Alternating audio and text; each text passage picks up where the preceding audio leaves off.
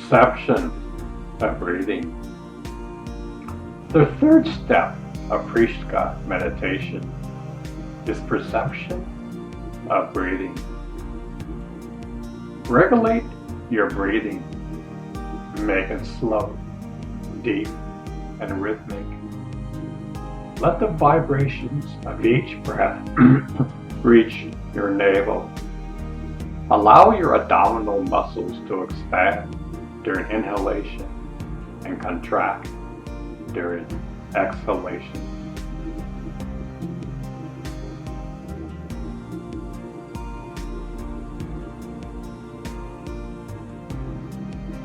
Now, concentrate your mind fully on your navel. Practice deep, slow, and rhythmic breathing by allowing each breath to take the same time.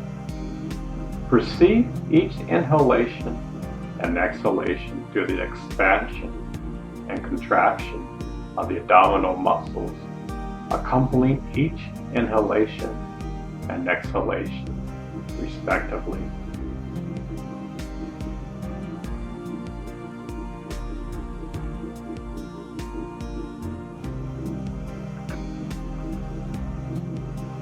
Continue the slow, deep, and rhythmic breathing.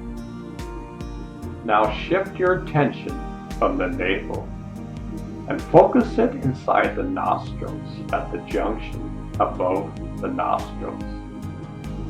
Perceive each incoming and outgoing breath. Remain fully aware of each and every breath.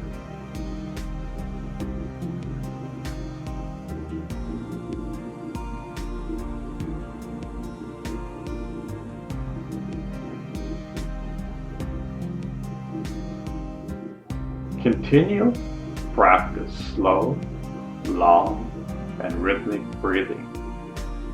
Inhale and exhale each breath while remaining full aware of it.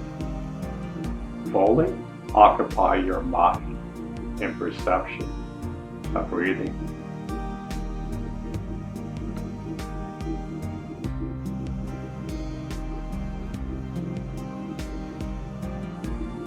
If you are distracted by any thought, do not try to stop it forcefully, but also perceive it, and then again, start perceiving your breath.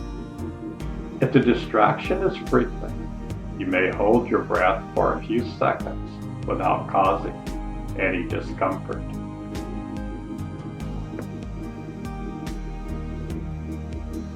Maintain the continuity of the awareness of breathing. Merely perceive it without like and dislike.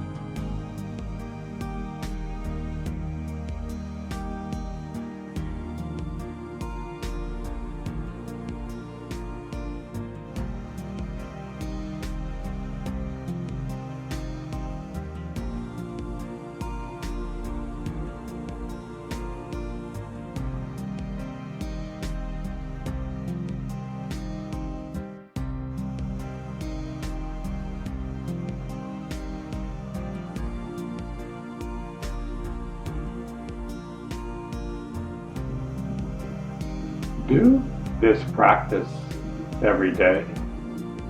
This should be the foundation of your life. Meditation on the breath has been practiced for literally thousands of years. Behind your breath is the power that is keeping the universe alive. Learn this and try to maintain the awareness of your breath no matter what you're doing, whether you're asleep, walking, or performing any activity. Try to be conscious of your breath. This is an incredible journey we are on.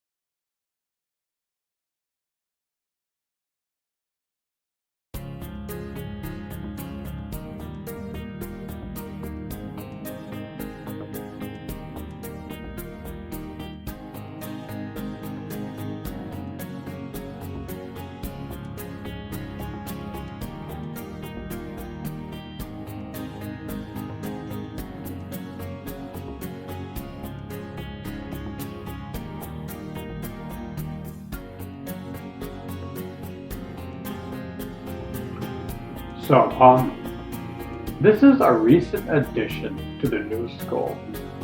It is a technique that has been used in the yogic tradition for thousands of years. Soham, or Soham, is an ancient yogi technique. It is used by many different yogi traditions. I learned this from Paramahansa's lineage. Sri Sri Ravi Shankar uses this in his meditation practices.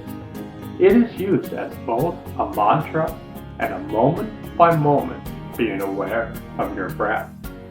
It is probably one of the most transformational tools we have.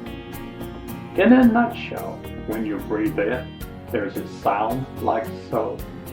When you breathe out, there's a sound like hum. Behind your breath lies the power that is keeping you and the universe alive. The day you take your last breath is the moment you are no longer here. The goal is to be aware of your breath 24 hours a day.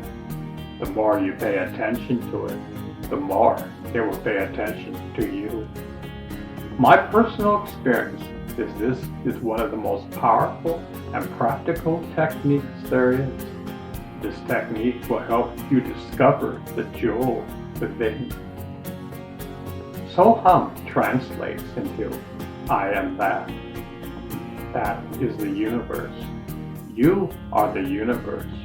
You just don't know it. Yogis have been saying this for thousands of years.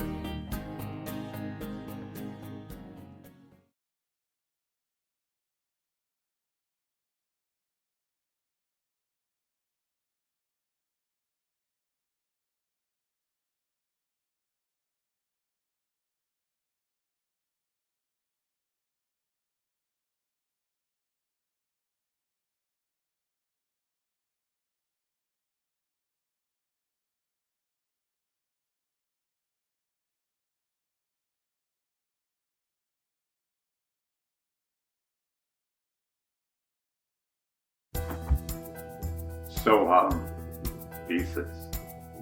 The following is from Friska meditation, history and methods, Samadhi, Pramata, Prayaga. Thesis submitted for the degree of PhD. Shiva Murray made Soham the central practice of Atma Dhyani. Based on his own experience, he explains that Soham is the sound of vital energy. This sound resonates constantly in our breathing process. The breath echoes Sa on inhalation and Ham on exhalation. The psych chitta becomes more subtle, Shushka, when the sound of Soham becomes connected with the breath and thus results in thoughtlessness. There is a difference between word and sound.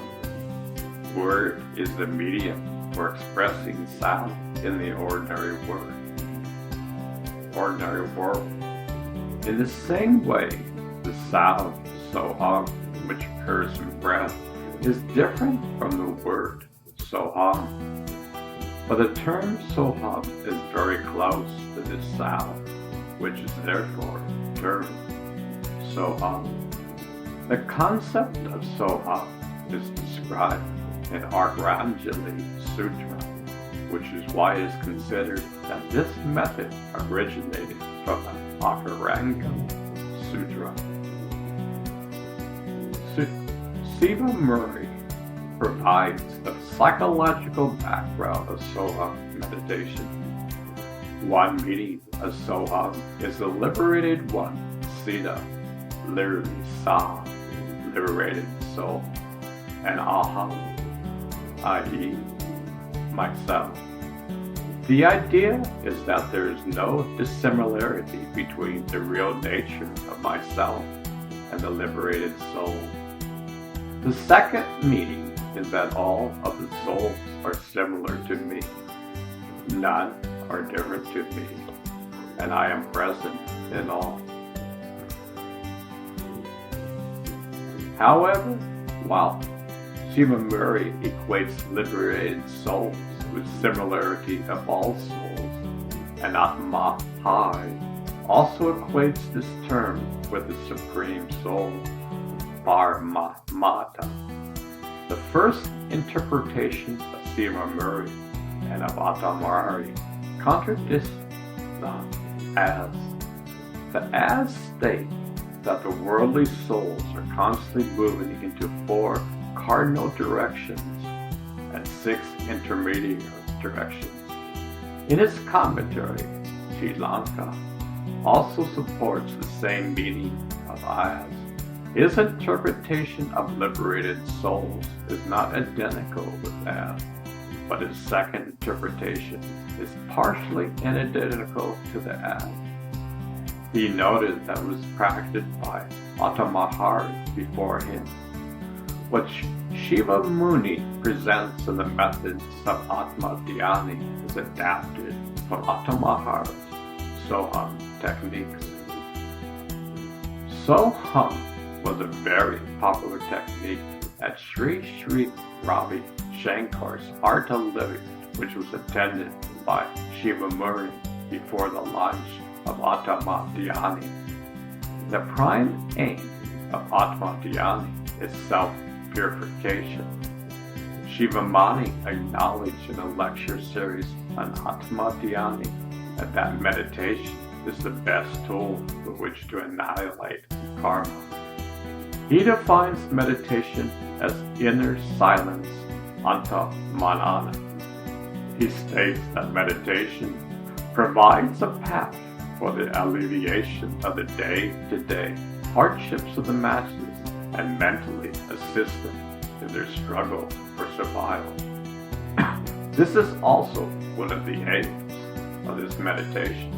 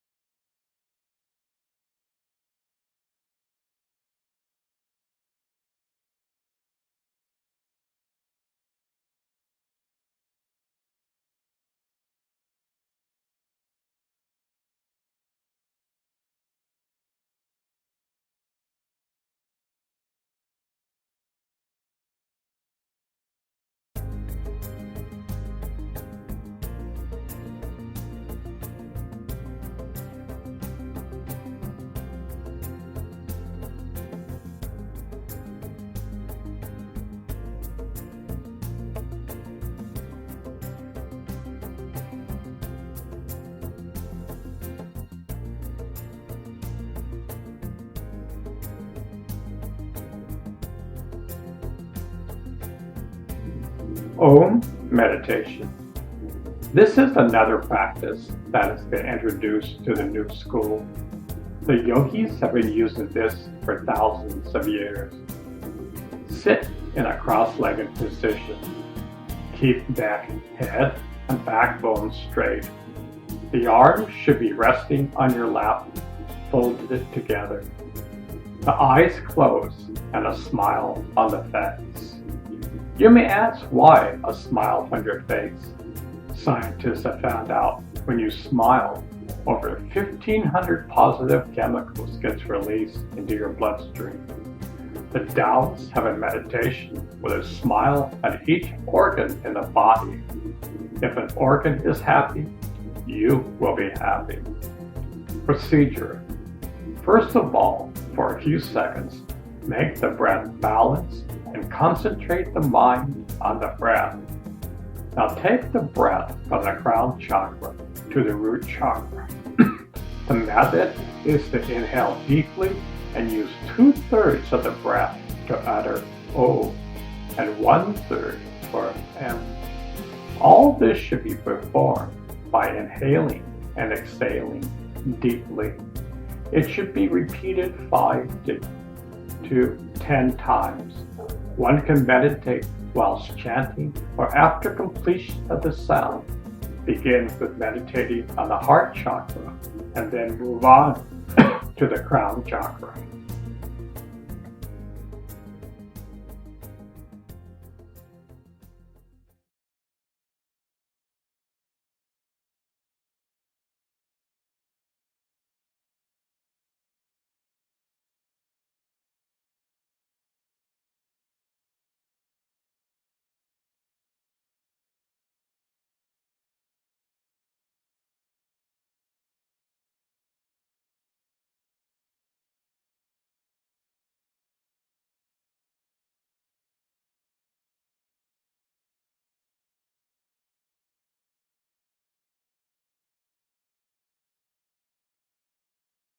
Perception of breathing new. The technique of the perception of breathing is the third limb of Dhyana, which did not exist before the construction of Prishka Dhyana as a distinct practice within the Jain tradition. Although concentration on one's breathing is a supportive part of ritualistic Kanyosarga and anti-yarata, these stages are not fully focused upon breathing only. Mahaprajna divides the practice into 2 parts. The perception of long or deep breathing and perception of breathing through alternate nostrils. Breathing meditation was a pertinent part of Jain meditation practices. The well-known Jain meditation practice of Sarga is based on breathing measurements. The Usabda Dhyana is a treatise based on instructions and prescription for Jain lay followers. It was composed by the Digamba monk and scholar Sobhadeva Suri in the 10th century. It presents a formula of breathing meditations, exhale and inhale air gently during pranayama. One must never hold air forcefully nor release it hastily. The practice of Seva Prishka is very close to Koneska Vipassana techniques. Mahaprajna mentions that there are many textual sources of breathing meditation available in Jain canons and medieval texts, but the experience and familiarity with the living tradition of Ispansa helped him to shape the Sivasa Pressha. In this method, breathing is regulated until it becomes rhythmic through the close link between the perceiving mind and the breath. By regular practice, this aims to develop certain inherent capabilities of the subconscious mind, such as extrasensory perceptions, clairvoyance, etc. In the second practice, the breath is inhaled through the right nostril and exhaled through the left nostril. Then is inhaled through the left and exhaled through the right one. This technique is similar to the popular Hatha Yoga practice of alternate nostril breathing. Most Westerners don't breathe properly. Just think the moment we take our first breath to the moment we take our last breath, there is a power that is keeping us alive. If the majority of mankind is not aware of it, we're completely oblivious to it. Due to the stress in our life, we have forgotten how to breathe properly. If you want to observe incredible breathing, watch a newborn. They naturally practice deep or diaphragmatic breathing by using the diaphragm, a muscle under the lungs, to pull air into the lungs. Visually, you see the body expand and chest rise as they inhale air through the nose and into the lungs. As they exhale, the belly contracts. For many people, this kind of breathing is no longer intuitive. Instead, many of us have become shallow chest or thoracic breathers, inhaling through our mouth, holding our breath, and taking in less air. Over time, our breathing patterns have shifted as a reaction to environmental stressors like temperature, pollution, noise, and other kinds of anxiety. Cultural expectations, including the desire to have a flat stomach, encouraging holding our breath and sucking at our stomachs, further tighten our muscles. When we breathe in a shallow way, the body remains in a statistical state of stress. Our stress causes shallow breathing, and our shallow breathing causes stress. This sets off the sympathetic nervous system, the branch of the autonomic nervous system that primes us for activity and response. Shallow breathing just doesn't make stress a response, it makes stress a habit. Our bodies and therefore our minds are locked into, says John Lukevich, an apprentice integrated bodywork facilitator in Brooklyn, New York. My advice before one begins this practice is before you begin to make sure you are breathing properly. If you still breathe through your chest or your mouth, spend 3 weeks learning how to breathe properly. I would advise anyone to spend 3 weeks meditating and focus on their breath. Do this from this moment on. This is the key to life. Without this, your practice won't take you far.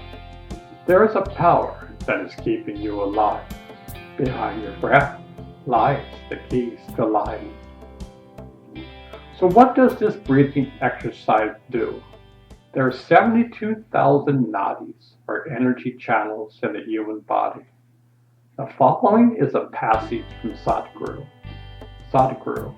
Within the spine, if you know its physical instruction, you will know that there are 2 holes on either side of the spine, which are like conduit pipes for all the nerves to pass. This is the Ida and the Pingala, the left and right channels. In the Paramana Soka, or the energy body, there are 72,000 nadis. The 72,000 nadis spring from 3 basic nadis, the left, the right, and the center. The Ida, Pingala, and Sushumna. The word nadi does not mean nerve. Nadis are pathways or channels of prana in the system. These 72,000 nadis don't have a physical manifestation. In a sense, if you cut the body and look into it, you will not find them. But as you become more aware, you will notice the energy is not moving at random. It is moving in established pathways. There are 72,000 different ways in which the energy or prana moves. The Pingala is the right or masculine energy channel. The Ida is the left or feminine energy channel. Starting from the left nostril, there are 36,000 nadis or energy channels. Starting from the right nostril, There are certain 36,000 energies, nadis, or energy channels. Pranayama is a breathing exercise that cleanse the Ida and the Pingala. This exercise will help balance the mind and body. When the breath gets calm, the mind and the body will get calm. One begins to enter a state of calmness and be in harmony with the mind, body, and soul connection.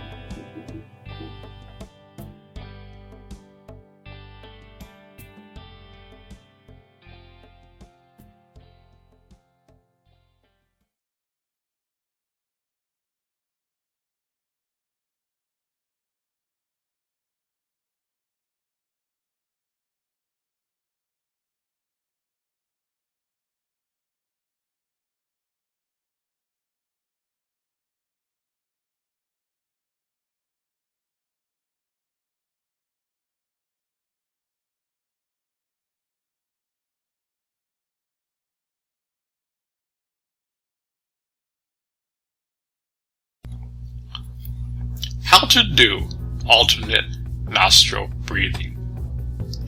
Sit in a comfortable position with the spine long and the hips relaxed. Release any tension from your jaw. Close your eyes. Place your left hand on your left knee with the palm face upward, or in the chin mudra by pressing the index finger and thumb together. Place the tip of the index finger and middle finger of the right hand in between the eyebrows with the ring finger and little fingers on the left nostril, and the thumb on the right nostril. Use the ring finger and little finger to open and close the left nostril, and use the thumb for the right nostril. On an exhalation, close the right nostril with your thumb and breathe out through the left nostril. Breathe in through the left nostril and then close with the ring finger. Release the thumb on the right nostril and breathe out through the right nostril. Inhale through the right nostril. Close with the thumb. Release the ring finger from the left side and exhale through the left nostril. These two full breaths are called one round of alternate nostril breath.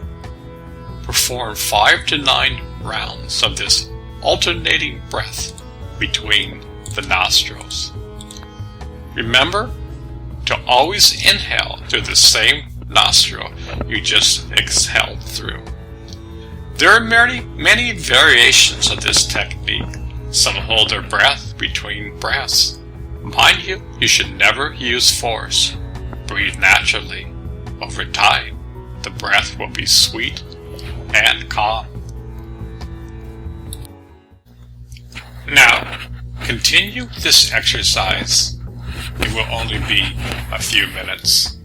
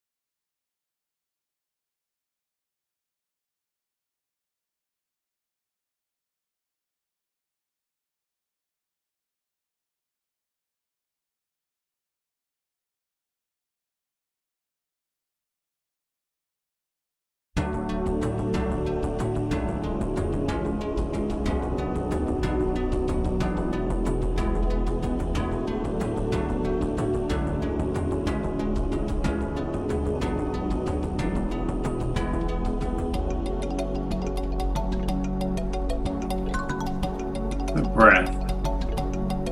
It's kind of sad. The majority of mankind takes the breath for granted. Yes, we breathe in and breathe out. That's so common to us. We do this in each and every moment. What could be more common? We all breathe. Yet behind our breath is a power that keeps the entire universe alive. You are the universe. You just don't know. The power behind your breath is keeping you alive. You have the potential to connect to this source. In essence, this is your true nature. Many of the great masters taught this. They taught to meditate upon your breath. It takes baby steps. At first, you may not seem to feel or see anything.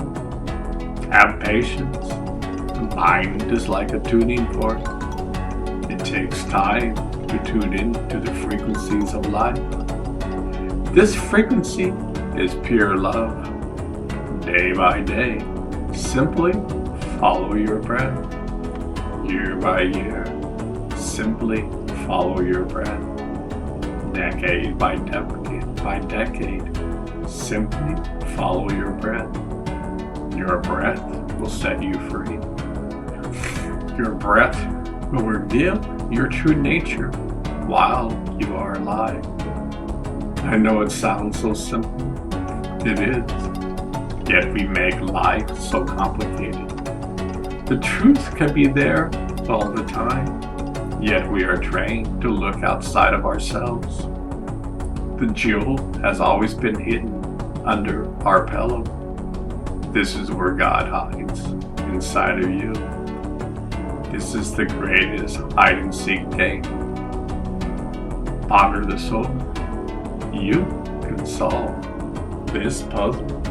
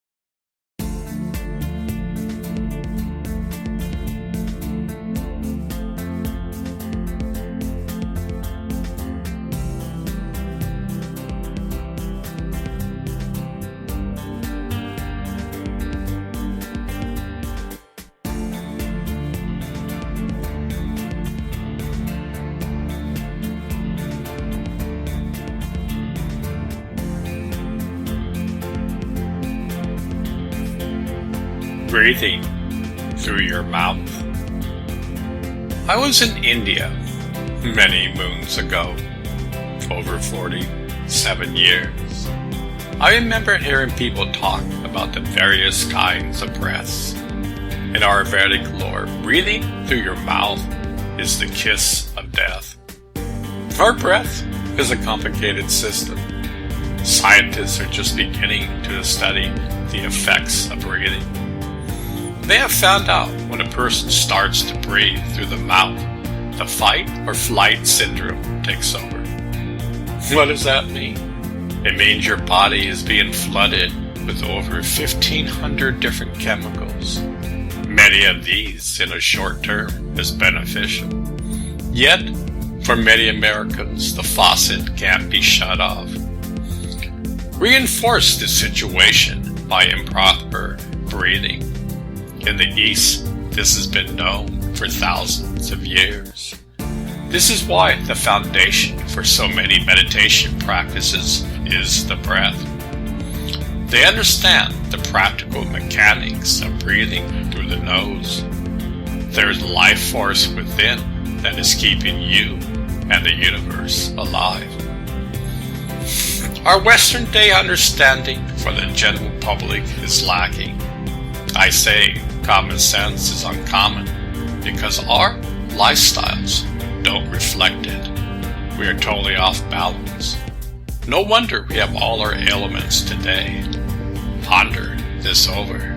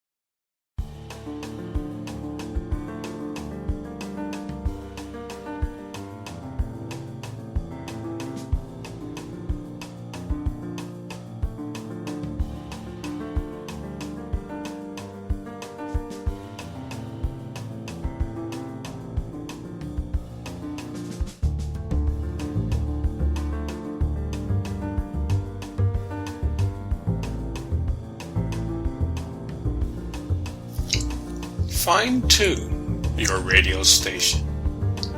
You're listening to an old station. This station is reinforcing all your bad habits. There's a signal from God and the universe that is playing. Listen to KGOD. This signal is broadcasted from within. It is clear and constant. You just have to tune your mind to this signal. In each and every breath you take, fine-tune your inner radio to this signal. All the great masters have said that the kingdom of heaven lies within. This is probably the most practical thing you can do for yourself. What is keeping you alive? The more you concentrate on this signal, the more powerful and clear it will be. This is your true nature. This signal is like a magnet. It draws kindness, love, and compassion to you. It's like taking a shower of love. This love fills your entire being and slowly washes away all the negativity. This radio station is live. It has been broadcasting for eternity. When you are driving and talking on your cell phone, you aren't paying attention to life. What is so important? What is so important externally that you have forgotten your true nature? Why do you insist that the external world is the only world? For now, you might say, because that's all there is. Well, someday you will die, and it will totally disappear in an instant. This radio station will make you laugh at life. It will bring you to a place where anger and hate will not govern you. Kindness and compassion will be there. I'm not saying you won't ever get angry again. I'm saying that with conscious effort, you can use water to put out the anger in your life. Your mind is looking externally to fix your inner world. Mankind has been running in circles for thousands of years. Look at the political landscape in America today. Anger and chaos rules the land. Fine-tune your radio station. You are a piece of the puzzle.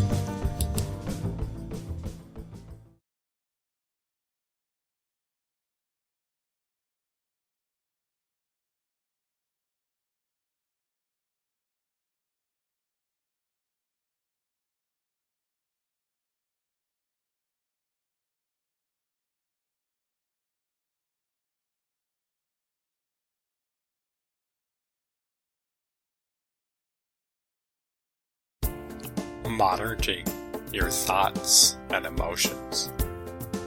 As you know, by now we live 95% from the subconscious and 5% from the conscious mind. Most human beings never stop to see the correlation between the mind and body. Many scientists say they are one and the same.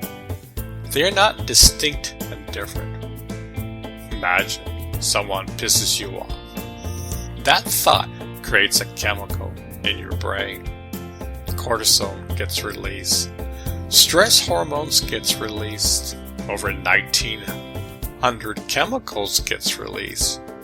You are now in an emotional state of anger. This anger gets stored in your body. Many scientists say that cancer is created by angry cells. Most of the time, we have automatic tapes from the past in any given situation. Because we are reactive beings, we are like leaves blowing in the wind. We never stop and think before we perform an action. Many people Twitter without thinking. So the goal is to rewire our circuits. When someone makes us angry, stop in your tracks. Focus on your breath. Imagine an infinite field of peace surrounding you. By the way, it does, 24 hours a day. This is your true nature. Smile and don't say a thing. When you have your composure back, speak from kindness. Mind you, this is extremely difficult to do. Here's some advice for you on this journey.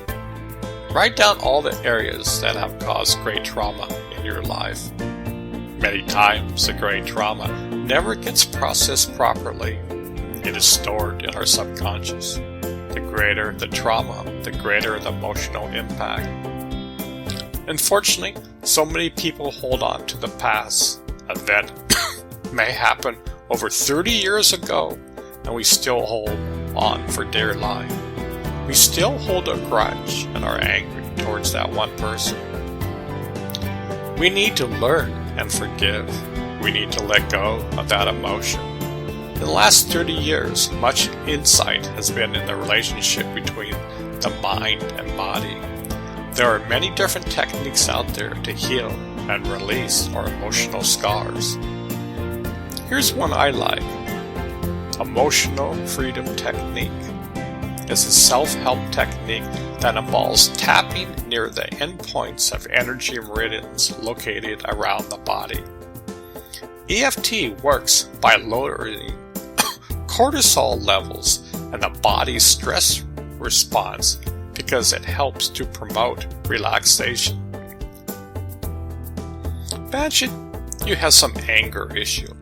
The first step is to identify the issue. In order for this to work, you need to identify the issue. Makes sense? Step 2. From a scale of lowest 1 to highest 10, what is the intensity? What is the intensity of your emotional or physical pain? Step 3.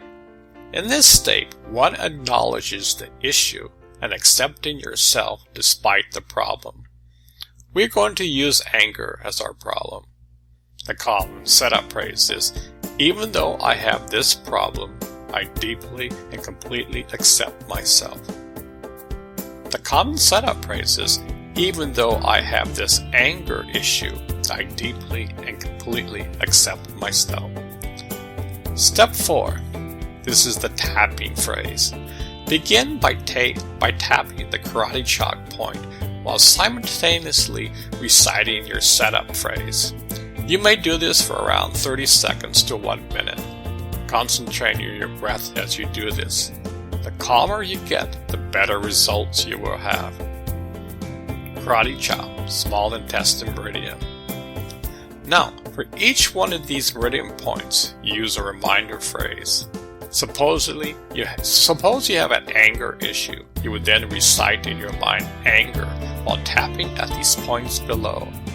Tap for around 30 seconds at each meridian point. At the eyebrow, bladder meridian. Side of the eye, gallbladder meridian. Under the eye, stomach meridian. Under the nose, governing vessel. Chin, central vessel. Beginning of the collarbone, kidney meridian. Under the arm, spleen meridian. Top of head, governing vessel. When you finish, rate the intensity level. Say that your initial rate was a 9. You rate it now at a 5. Repeat this process until you reach the 0. Mind you, some problems will take time to reach a 0. The greater you take responsibility for your thoughts and actions, the greater results you will have. To find all these meridian points, do a Google search for tapping, and you should be able to see exactly where these points are. Alright, well, that's it. Thank you.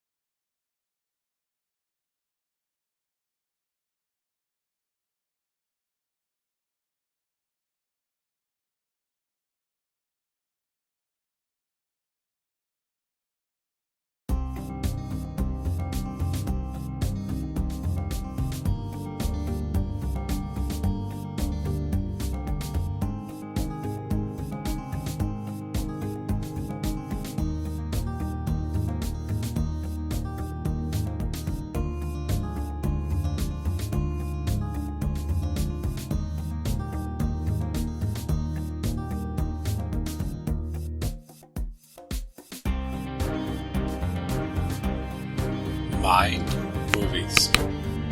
The definition of a guru is one who takes you from darkness into the light. A rugu is one who takes you from light into darkness. If there is a rugu today, it is the medical commercials on TV. There is a time when they didn't allow drug commercials on TV. That's a long time ago. I won't call it sinister. Okay, I will. The commercial industry has been very effective to program the subconscious. They have used the medium of TV to program your mind and body. They're extremely clever, know exactly what they are doing. In the 50s, when a movie was being showed, subliminal messages would be displayed on the screen, such as buy popcorn or buy a Coke. It would appear so fast your conscious mind wouldn't see it, but your subconscious mind would. This is bad when the FCC figured that out. Well, they have gotten quite sophisticated. Today's drug commercials directly go into your subconscious mind. Imagine some of these same commercials are played over and over again in the evening news. They're slowly brainwashing people without the audience even knowing it. Have you ever wondered why America is so messed up? I could go on for hours. Many of these drug commercials are directly programming you to get sick so you can take their drugs. It is insidious and evil, yet it is done in such a soft voice, and nature is all around it. It's sad. They know exactly what they are doing.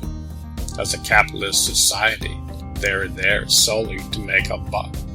They want you to get sick. They don't want you to be healthy and take responsibility for your well-being. There's a company called Mind Movies who uses the same technology as the drug commercials, yet it's used to bring you from darkness to light. Check out mindmovies.com. Dr. Joe Dispenza made a mind movie for connecting to the quantum field. It is absolutely genius. I highly recommend it. It should be played before going to bed and upon waking up. I play it right before I close my eyes to meditate. The more you play it over time, the mind, body, and soul rejoices in the words. There are words and pictures displayed. Both of them work to put the message into your subconscious. As you know, we need to rewire ourselves. Humanity is living in darkness and needs to embrace the light. Mind movies are a way to program the subconscious in order to help discover our true nature.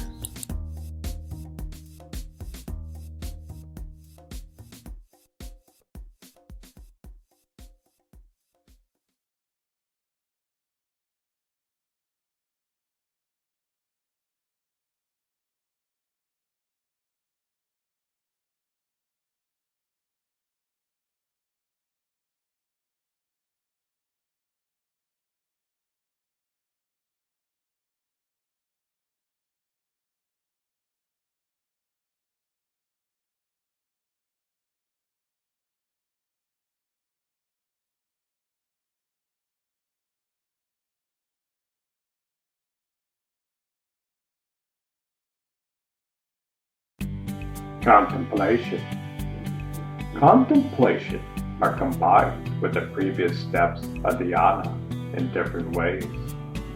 The contemplations can be secular in nature. 12 anupreshkas in Jainism. There are 12 subject matters for contemplation of 12 anupreshkas described in Tantvayatra Sutra. They are as follows. Anitya Bhavana. It means reflection on the impermanent character of all phenomena of things. In this world, everything is transient, nothing is permanent. Everything is subject to change and decline. The bodies as well as the objects of pleasure of the senses are all transient like bubbles. Therefore, one should not be happy or unhappy over gain or loss. Asarana Bhavana. It is the reflection on utter hopelessness of every living being in the face of death. No one can provide protection at the time of old age, disease, and death. The only help one gets is from true God, teacher, and religion. Therefore, one should take refuge in the religion practiced by the omniscient. Samsara Vivana. It is a reflection on the miserable course of existence in flux, transmigration from one state of existence to another. It is an endless cycle full of pain and mercy, misery. Therefore, it is in the human birth that one can bring end to this cycle of birth and death by renouncing the activities which give suffering. This can be done by reflecting on samsara and practicing detachment. Ivata Vivava.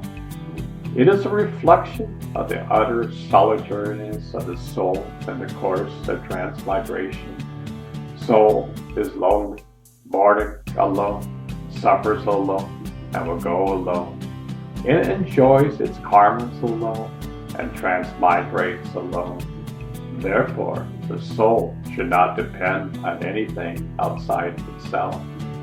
Soul is its own friend, and no one but soul itself can help in self-realization. Anyatma Vivana.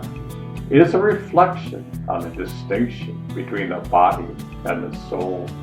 Soul is consciousness and body is matter. At the time of death, soul leaves one body and transmigrates into another body.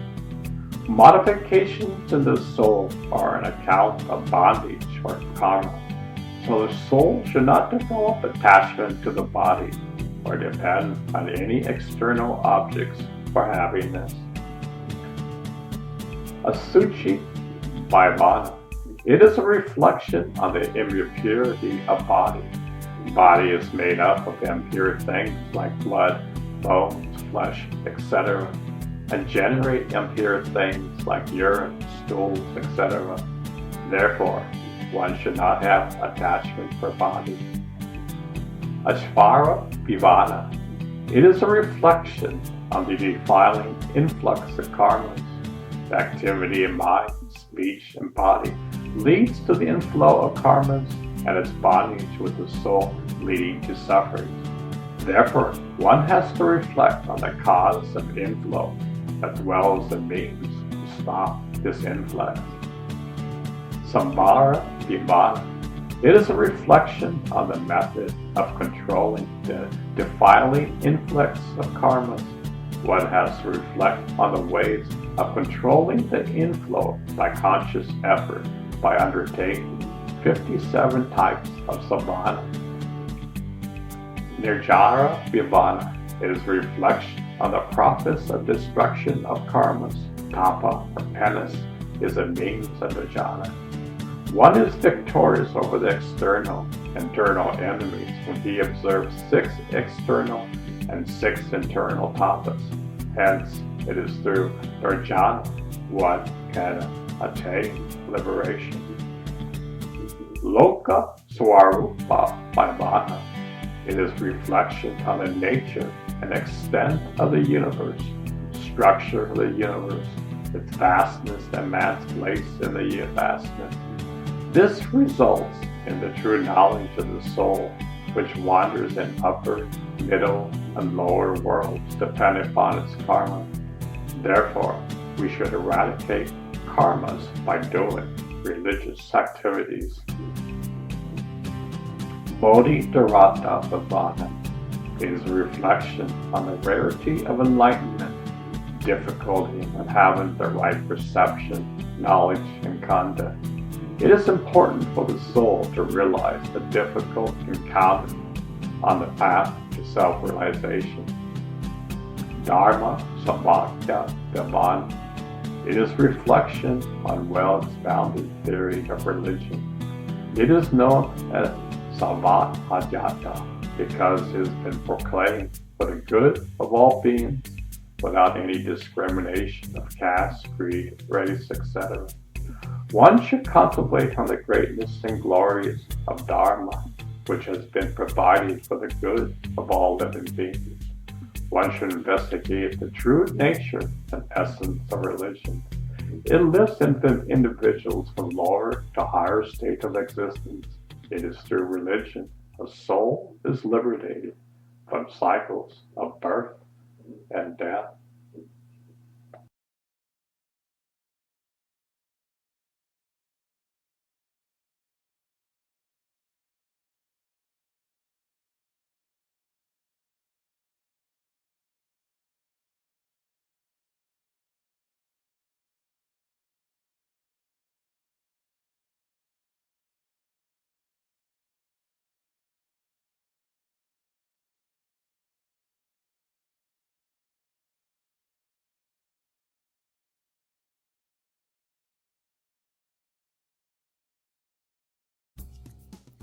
Endocrine system. The following information came from Wikipedia. The endocrine system is a chemical messenger system comprising feedback loops of hormones released by internal glands of our organism directly into the circulatory system, regulating distant target organs. Our hormone is any of a class of signaling molecules produced by glands and multicellular organisms that are transported by the circular system to target distant organs to regulate physiology and behavior. Hormones have diverse chemical structures, mainly of 3 classes: echosteroids, steroids, and amino acid protein derivatives, amines, peptides, and proteins. The gland that secretes hormones comprise the endocrine systems.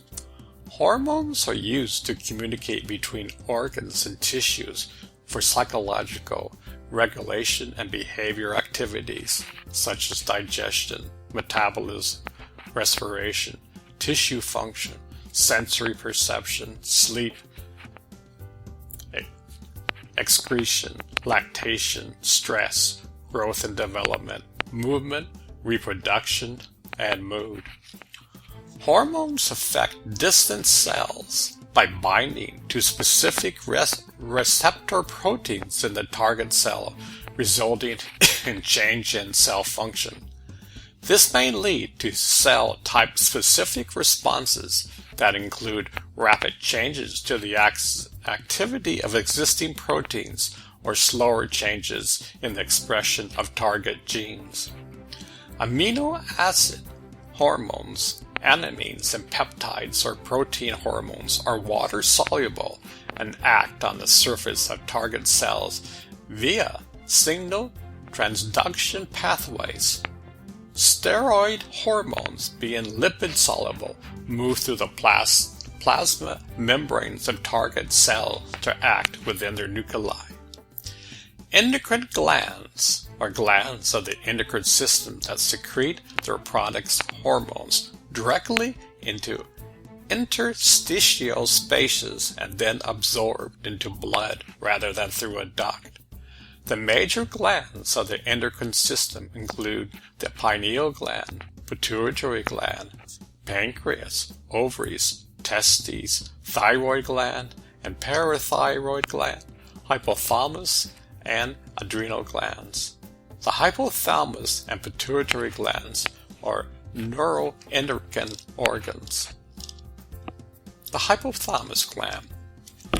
The hypothalamus is a portion of the brain that contains a number of small nuclei with a variety of functions.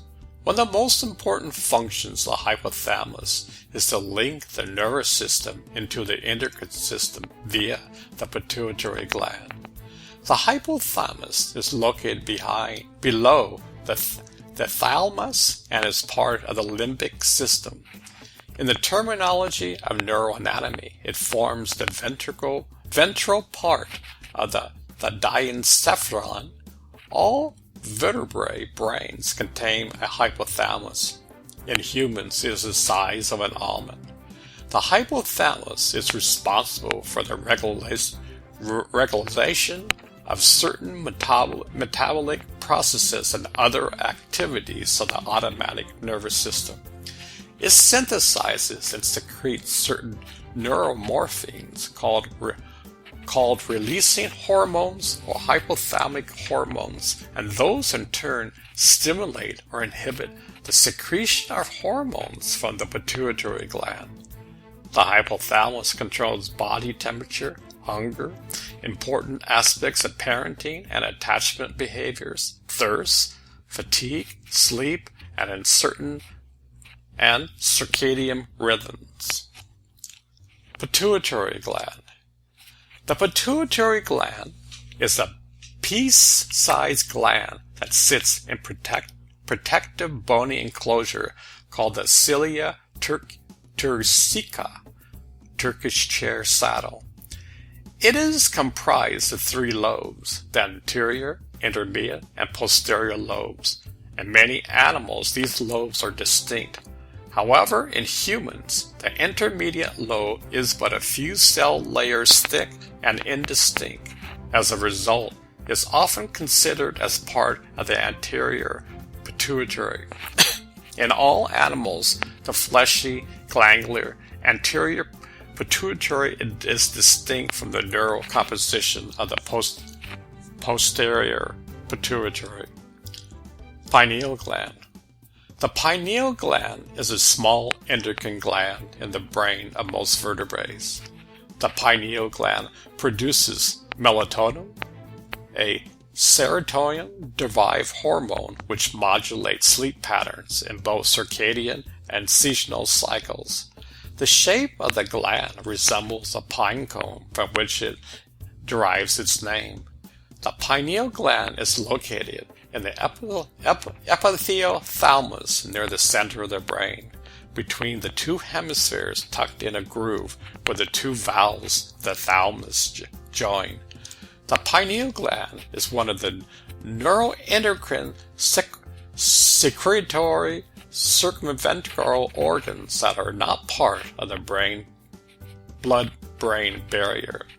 Nearly all vertebrate species possess a pineal gland. The results of various scientific research in evolution biology, comparative neuroanatomy, and neurophysiology has explained the phylogeny of the pineal gland in different vertebrate species. From the point of view of biological evolution, the pineal gland represents a kind of atrophied photoreceptor. In the hypothalamus of some species of amphibians and reptiles is linked to a light-sensitive organ, also known as the partial eye, which is also called the pineal eye or third eye. René Descartes believed the human pineal gland to be the principal seat of the soul.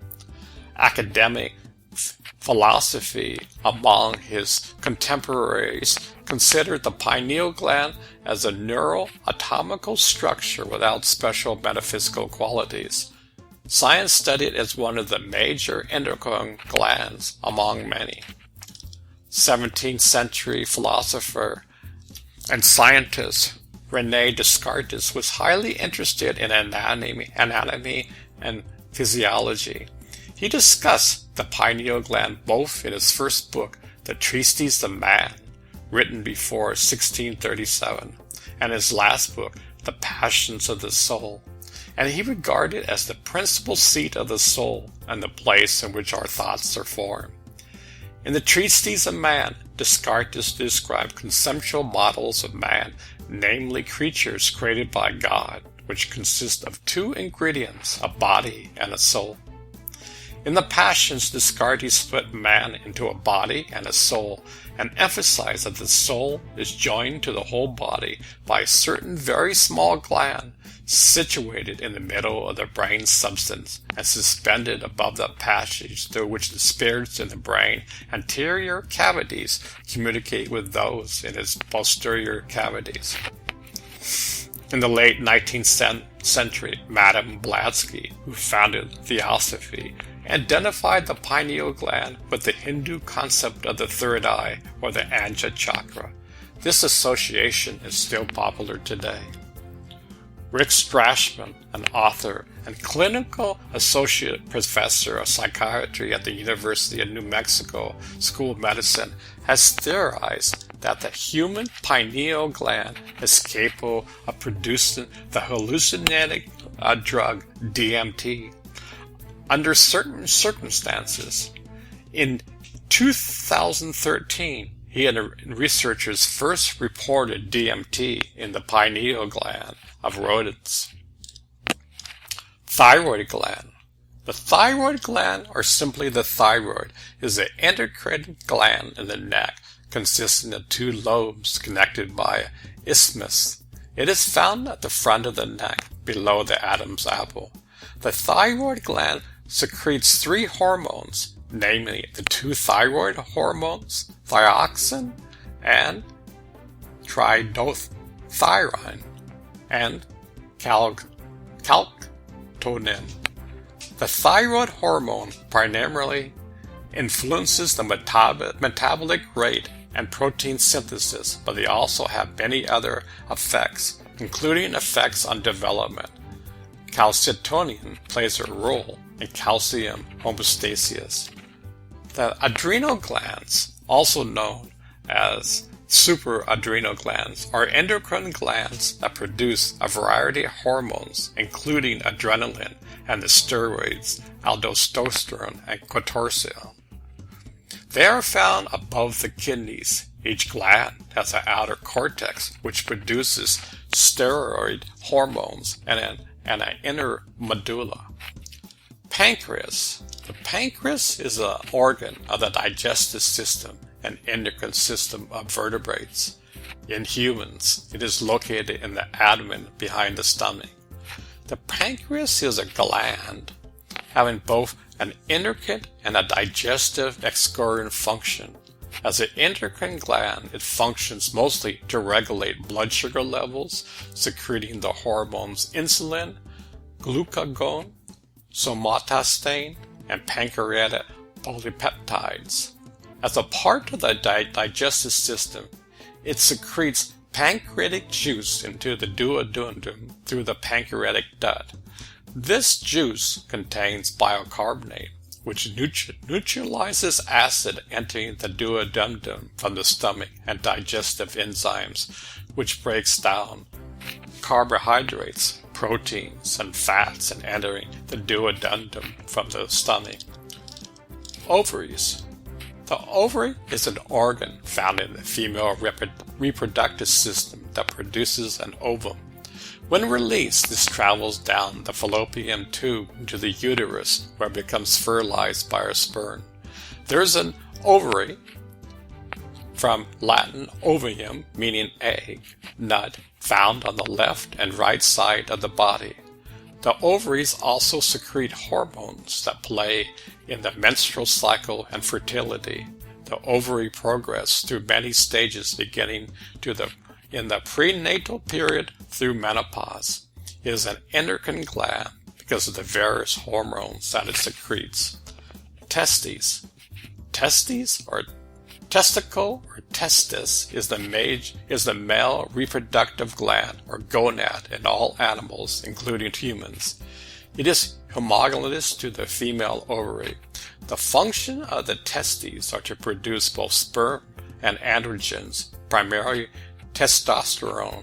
Testosterone released is controlled by the anterior pituitary luteinizing hormone, whereas sperm production is controlled by the anterior pituitary follicle stimulating hormone and gonad, testosterone.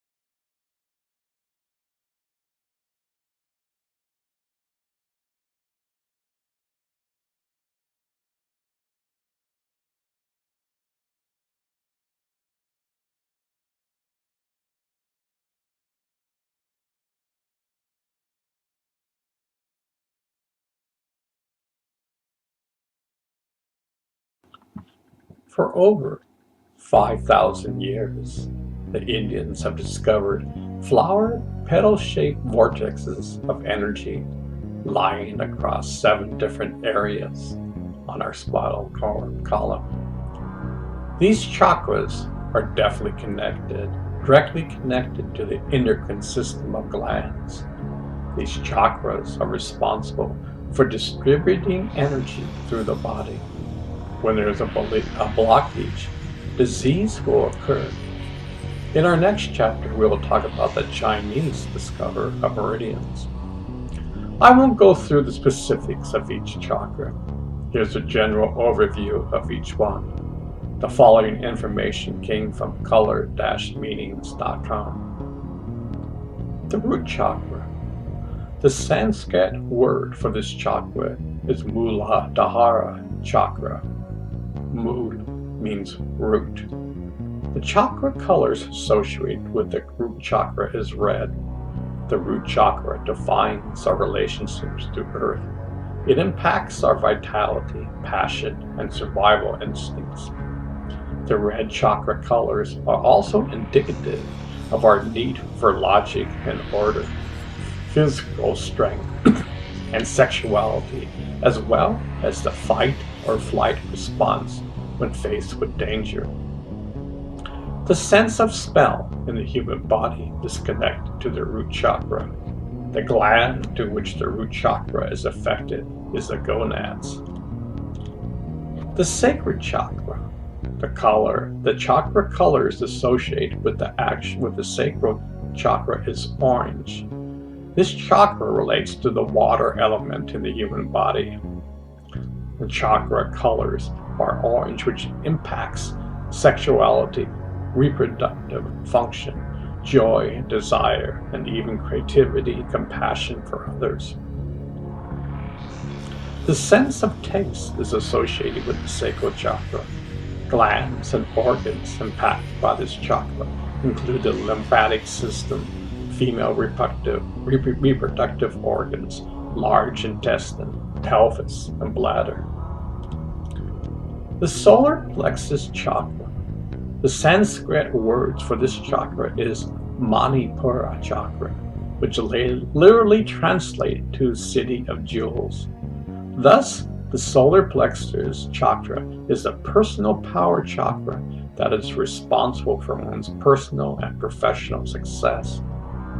The chakra colors, yellow, of this energy vortexes are associated with fire, energy, change, etc.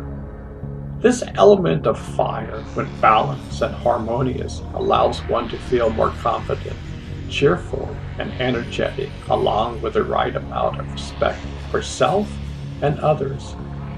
Our sense of sight is associated with the solar plexus chakra. The glands or organs associated with the solar plexus chakra are the adrenal glands. The heart chakra. Anahata chakra, or the heart chakra, is associated with the chakra colors green. This chakra influences our relationships and has the air element. A weak heart chakra is responsible for sabotaging the relationships through distress, anger, and envy, etc. The sense of touch is impacted by the heart chakra, and the glands connected to it are the thymus and lymph. The throat chakra. The Vishuddha chakra refers to our true voice. As the name suggests, the throat chakra, with its chakra colors blue, is associated with the ability to communicate, listen, etc. The glands to which the throat chakra is attached are the esophagus, ears, throat, thyroid, jaws, teeth, and neck vertebrae. The etheric element of the throat chakra, when balanced, allows an individual to have pleasant voice, artistic abilities, expressive ways, and also ability to be in a higher place spiritually. The individuals with a balanced throat chakra are able to meditate well and use their energy efficiently and artistically. The third eye chakra, the Anja chakra, literally translates to center of knowing or monitoring. This chakra is associated with the chakra colors indigo and is connected to the pineal or pituitary gland. Those with a well-balanced brow chakra can have telepathic abilities, charismatic personality, and they often do not have any fear of death. The element of electricity or telepathy, along with the chakra colors of indigo, are associated with our sense of thought. The crown chakra. This chakra is known as Sahasrara chakra in Sanskrit and is associated with the chakra colors of violet or purple. The crown chakra is associated with the pituitary gland, nervous system, and the brain and head region with its elements of light. In its balanced state, this chakra can render individuals the ability to perform miracles, transcend the laws of nature, and have a heightened awareness of death and immortality. Now, according to the great masters and mystics, the journey begins at the base of the spine. There lies the Ida and the Pingala nerve. Imagine a column called the Sushumna, which is not physical, which goes from the bottom of the spine. Here's a definition of the Sushumna from Wikipedia. Sushumna, very gracious, kind, runs along the spinal cord in the center through the 7 chakras. Under the correct conditions, the energy of Kundalini is said to uncoil and enter Sushumna through the Brahma Dwara or Gate of Brahma at the base of the spine. The Shiva Chamanta Treaty on yoga states, for example, that out of 350,000 nadis, 14 are particularly important, and among them, the 3 just mentioned are the 3 most vital.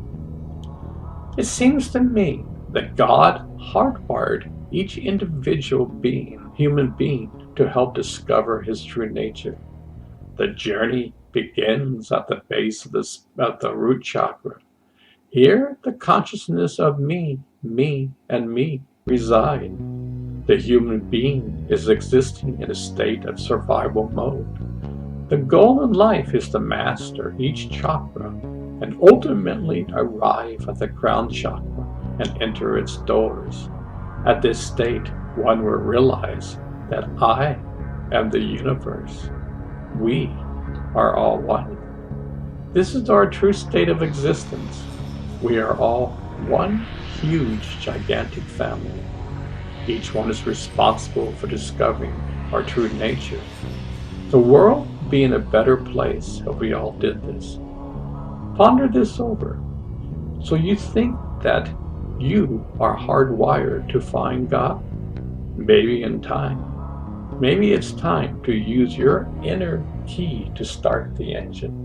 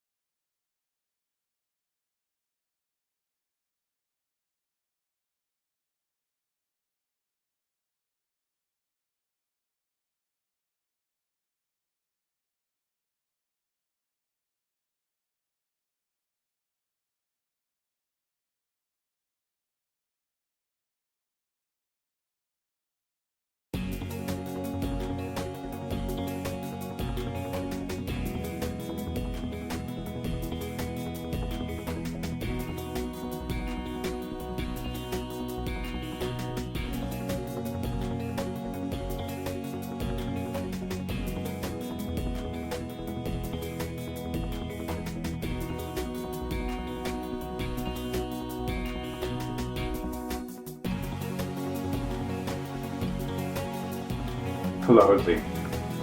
Wow, that was quite an incredible journey. I learned so much.